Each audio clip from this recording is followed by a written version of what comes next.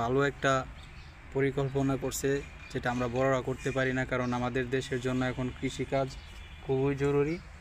আমরা যেন অন্য দেশের প্রতি ঝুঁকি না যাই, সেজন্য আমাদের নিজেদের কৃষিকাজকে ধরে রাখতে আমাদের কঠোর পরিশ্রম করতে হবে।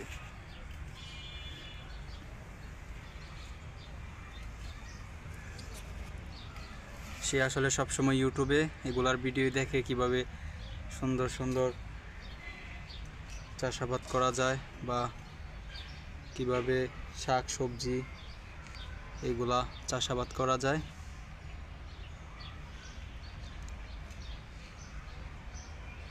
এই বয়সে আসলে বাচ্চারা কার্টুন দেখে, কিন্তু সে ভাবতেছে যে আসলে কিভাবে কৃষিকাজ করা যায়, তার চিন্তা ভাবনায় অন্যরকম।